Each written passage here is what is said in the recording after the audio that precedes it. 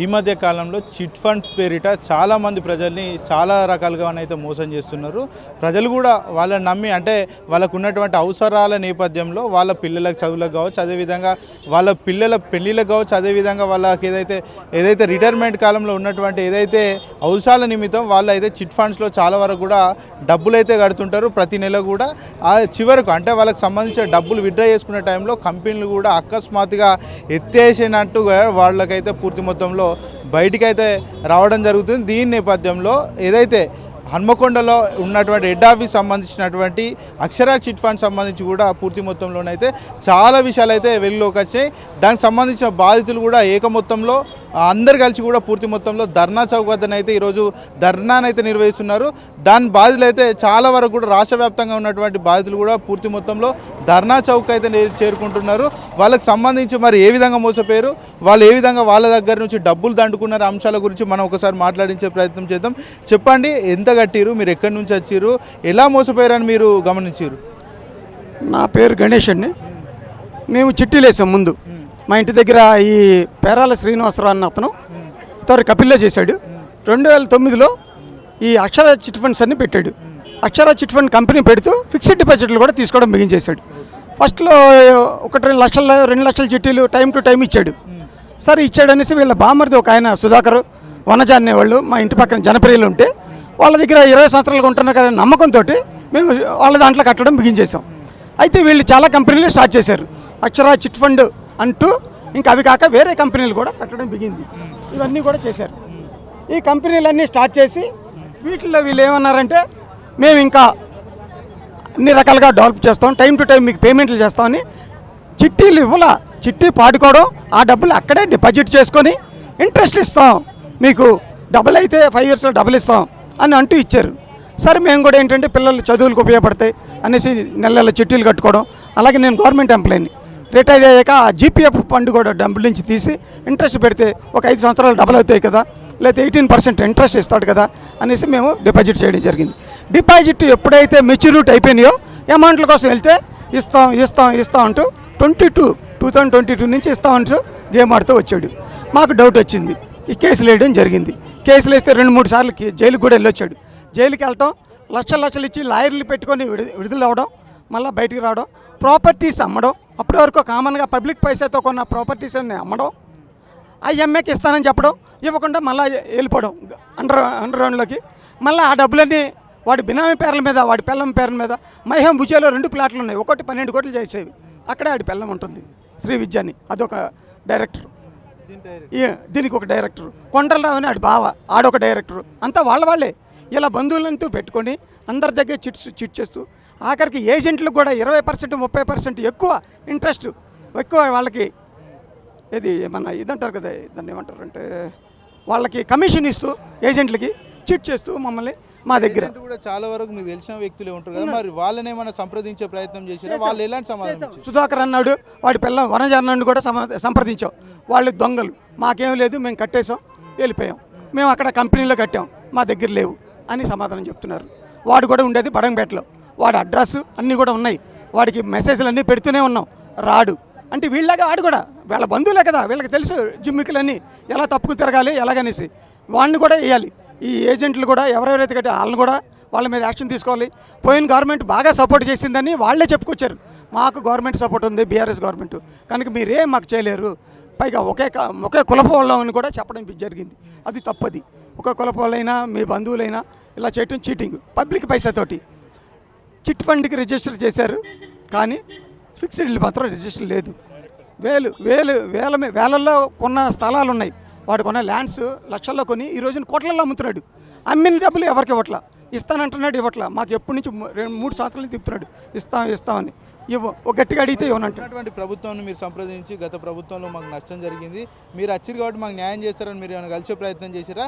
కలిసినప్పుడు వాళ్ళు ఎలాంటి సమాధానం ఇచ్చారు? చెప్పాం, ప్రజాభవన్ కూడా వెళ్ళాం, చెప్పాం. ఇప్పుడు ఎన్ని బ్రాంచీలు కూడా మూసేశాడు, ఈ బ్రాంచీలన్నీ మూసాడు, అది కూడా చెప్పాం. ఇలాగ అన్ని బ్రాంచీలు మూసేశాడు, క్లోజ్ చేశాడు. హెడ్ ఆఫీస్ మాత్రం హన్మకొండలో ఉంది. అక్కడ కూడా లోపటి నుంచి అమ్ముకున్న ల్యాండ్లు రిజిస్ట్రేషన్లు చేయటం, అవి జిరాక్సులు చేయటం, అన్ని పనులు చేసుకుంటున్నాడు. ఇది కూడా చెప్పాం. ప్రజాభవన్లో కూడా కంప్లైంట్ చేసాం సంవత్సరం కిందట. తర్వాత మినిస్టర్ గారిని కూడా కలవడం జరిగింది. 2 పొన్నాల ప్రభాకర్ గారికి ఇచ్చాం, ఇంకా మినిస్టర్లకు ఇచ్చాం, ఇస్తూనే ఉన్నాం. వాళ్ళు చూస్తాం అంటూనే ఉన్నారు, కానీ ఏం జరగట్లా. స్థానిక ఎమ్మెల్యే మంత్రి కావచ్చు కొండ సూర్యకు కూడా మీకు అందుబాటులో ఉంటారు, ఆమెను కలిసి మరి మీ అభ్యర్థిని చెప్పుకునే ప్రయత్నం ఏమైనా చేసిర్రా? మేము వాళ్ళని కలవాలి, కానీ ఇక్కడ మినిస్టర్ని ఏ మినిస్టర్ ఇక్కడ గాంధీ భవన్లో కోమటిరెడ్డి వెంకట గారిని కలిసాం. అప్పుడు కూడా ప్రెస్ వాళ్ళని పిలిపించి వాళ్ళ మీద చేసాం. సీతక్కను కూడా కలవడం జరిగింది. అలాగే ఇప్పుడు సెక్రటరియట్లో ఇవ్వడం జరిగింది అప్లికేషన్లు. డీజీపీ ఆఫీసులు ఇచ్చాం. ఈడీకి కూడా ఈడీ ఎన్ని కోట్లు చేశాడని ఈడీ ఆఫీసులో కూడా ఇవ్వడం జరిగింది. ఎందుకు మరి మీ పట్ల ప్రభుత్వం ఎందుకు నిర్లక్ష్యంగా భావిస్తుంది? నిర్లక్ష్యమా లేకపోతే వాడికి సపోర్టా అనేది మేము చెప్పలేం. కానీ వాళ్ళు ఏమంటారంటే వాడు బెయిల్ మీద వచ్చాడు, బెయిల్ మీద వచ్చినాడు, ప్రతిరోజు వచ్చి సంతకం చేయాలి, చేయట్లేదన్నప్పుడు వాడి మీద పోలీస్ డిపార్ట్మెంట్ వెళ్ళాలి. చిన్న దొంగతనాలు చేస్తేనే వాడు దొరక్కపోతే వాడి ఇంట్లో వాళ్ళని తీసుకొని పోలీసు వాళ్ళు లోపడేస్తారు. ఇన్ని వేల కోట్లు పెడుతున్నాడంటే ఎవరు కూడా మరి సపోర్ట్ చేస్తలేదు, వాడికి సపోర్ట్ అవుతుంది. ఒకసారి ఈ ఎగ్జాంపుల్ ఏంటంటే 10 లక్షలు ఉన్నాడు, ఒకటి కేసు వేసాడు. అతను కేసు వేస్తే 8 లక్షలు పెట్టి లాయర్ని పెట్టుకుని బయటకు వచ్చాడు, కానీ వాడికి మాత్రం డబ్బులు ఇవ్వట్లా. ఇలాగ ఉంది, ఏడిపిస్తున్నాడు. మేమేంటంటే కేసులు వేసాం, ఊళ్ళల్లో ఉన్నోళ్ళు కేసులు వేయాలని కొంతమంది భయపడతారు. మాకు తెలియదు ఇంతమంది వస్తారని, ఇంకా వస్తూనే ఉంటారు. చూడండి, రాష్ట్ర వ్యాప్తంగా బాధితులు 10,000 మంది వరకు ఉంటారు. ఇప్పుడు దగ్గర 2,000 మంది రావడానికి కూడా ఛాన్సెస్ ఉన్నాయి. పబ్లిక్ వస్తూనే ఉన్నారు, వస్తారు. వీడి మీద యాక్షన్ ఈ గవర్నమెంట్ అన్నా తీసుకుంటే అన్న ఆశతోనే ఉన్నారు వీళ్ళంతా.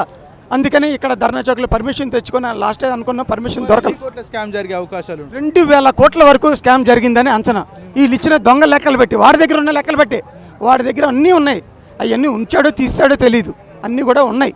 మొన్న అన్నీ కూడా రికార్డు చేసి పెట్టుకున్నాడు, కంప్యూటర్లో రికార్డ్ అయ్యే ఉన్నాయి, ఫీడ్ చేసుకొని ఉన్నాయి. మా దగ్గర వీడి ఇచ్చిన బాండ్స్ ఉన్నాయి, అవి కూడా ఏం అవట్లేదు. ఇప్పుడు 2022లో మీకు వెలుగులోకి వచ్చింది ఇదంతా అంతా అని చెప్తున్నారు. మరి ఆ తర్వాత కూడా కొంతమంది కట్టినామని చెప్తున్నారు కదా, మరి వాళ్ళకి ఐడియా లేదు. ఫర్ ఎగ్జాంపుల్ ఇక్కడ కాదు, మన ఎక్కడంటే భద్రాచలం వాళ్ళకి ఏం లేదు. ఇక్కడ విషయాలు అక్కడ తెలియవు, ఏం జరుగుతుంది హెడ్ ఆఫీస్లో తెలియవు. వాళ్ళు అక్కడ ఏజెంట్లకి కమిషన్లు ఎక్కించి ఇంకా ఇంత కమిషన్ వస్తుంది, మీకు ఇంత ఇంట్రెస్ట్ వస్తుందని చెప్పి చీట్ చేస్తూ వాళ్ళు కమిషన్ల కోసం వాళ్ళ దగ్గర డిపాజిట్లు చేయించుకున్నారు. అందుకని 2025 కూడా ఉన్నాయి డిపాజిట్లు. మీకు కావాలంటే అవి కూడా పెడతాం, అది దాంట్లో ఉన్నాయి. చిట్ ఫండ్స్ కట్టారు కదా, డిపాజిట్ ఎట్లా చేసుకున్నారు, మళ్ళీ ఎట్లా చేసుకోవాల్సి వచ్చింది? చిట్ ఫండ్ కట్టాక చిట్ చేశాక ఆ డబ్బులు మాకు ఇస్తాడన్న టయానికి మీరు పాడుకోండి, అయ్యే మా దగ్గరే పెట్టండి, ల్యాండ్స్ కొంటాం, మీకు 5 yearsలో డబ్బులు ఇస్తాం అని చీట్ చేస్తూ 15% నుంచి 24% కూడా ఇస్తామని చెప్తూ.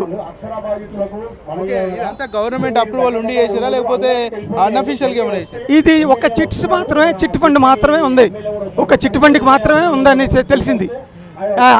డిపాజిట్స్కి మాత్రం అనాథితుడు అని అర్థమవుతుంది. వీళ్ళు అది చెప్పండి, ఎక్కడి నుంచి వచ్చారు, మీరు ఎట్లా మోసపోయారు అనుకుంటున్నారు? మేము కామారెడ్డి జిల్లా బాన్స్వాడ నుండి వచ్చినాం. అయితే మేము ఫస్ట్ కపిల్ చిట్ ఫండ్లో చిట్టి వేసేవాళ్ళం. అయితే ఏమైంది, ఈయన కపిల్ చిట్ ఫండ్ మేనేజర్లని ఈయన కంపెనీలో ఉంచుకొని వాళ్ళు ఏం చేశారు, సార్ మేము కపిల్లో మీకు వర్క్ చేసినాం, అట్లనే మీకు సర్వీస్ చేస్తాం అని వాళ్ళు ఈ చిట్ ఫండ్లో వేయించడం జరిగింది.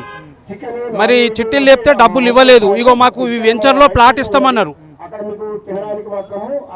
ప్లాట్ ఇస్తానన్నాడు. ఇప్పటి వరకు మాకు ప్లాట్ ఇవ్వలేదు, ఏమి ఇవ్వలేదు. 3-4 సంవత్సరాలు అవుతుంది.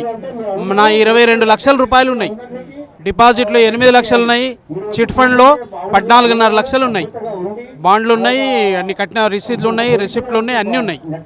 అంటే ఇప్పటివరకు చాలా మంది కూడా చిట్ ఫండ్స్లో మోసపోయినామని చెప్తున్నారు. ఫ్లాట్స్ విషయంలో కూడా మోసపోయారు. అవును సార్, ప్లాట్ మాకు ఇస్తానన్నాడు, నా దగ్గర డబ్బులు లేవు, మీ డబ్బుల కిందకి ప్లాట్ ఇస్తా సార్, మీకు నచ్చిన ప్లాట్ బుక్ చేసుకోరంటే అక్కడ కూడా కొంత డబ్బు మేము జమ చేసి బుక్ చేసుకున్నాం ప్లాటు. ఇంతవరకు రిజిస్ట్రేషన్ లేదు, ఆ ప్లాటు లేదు, ఆ వెంచర్ లేదు.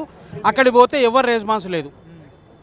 మొన్న 3 నెలల క్రితం ఒకసారి మాకు సెంట్రల్ ఆఫీసులో కలిసిండు, సార్ మీకు నెల లోపల జనవరి లోపల చేస్తానంటే ఇప్పటిదాకా మా ఆయన ముఖం లేదు, మాట లేదు.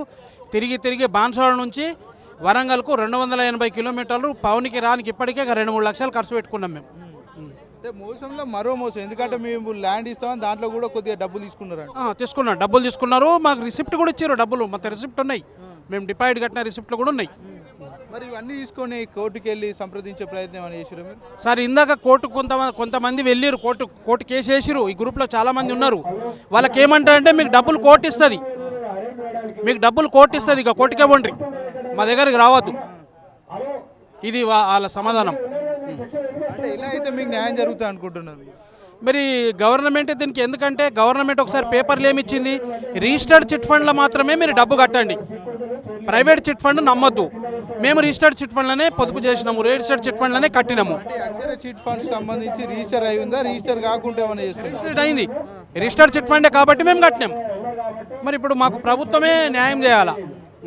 ఇప్పుడు మీరు ఇంత ధర్నాకు తలపెట్టారు కదా, మరి ప్రభుత్వాన్ని ఇంతకుముందు ఏమైనా కలిసే ప్రయత్నం చేసిరా? కలిసినప్పుడు వాళ్ళు ఏం చెప్తున్నారు? మా ప్రముఖులు కలిశారు. కలిస్తే వాళ్ళు ఏమన్నారంటే ఒకసారి మీరు ధర్నా చేయండి, పెద్ద లెవెల్ తీసుకపోతే బాగుంటుందని ఆయన వెంకటరెడ్డి గారికి కలవడం జరిగింది. మా ప్రముఖులు ఏమన్నారు కలిసినప్పుడు?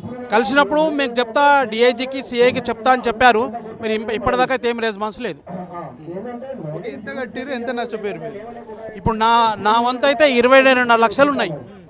ఇట్లా అందరు ఉన్నాయి. ఒక 100 కోట్ల దాకా ఆయన డబ్బులు ఉన్నాయి పబ్లిక్ ఆయన దగ్గర.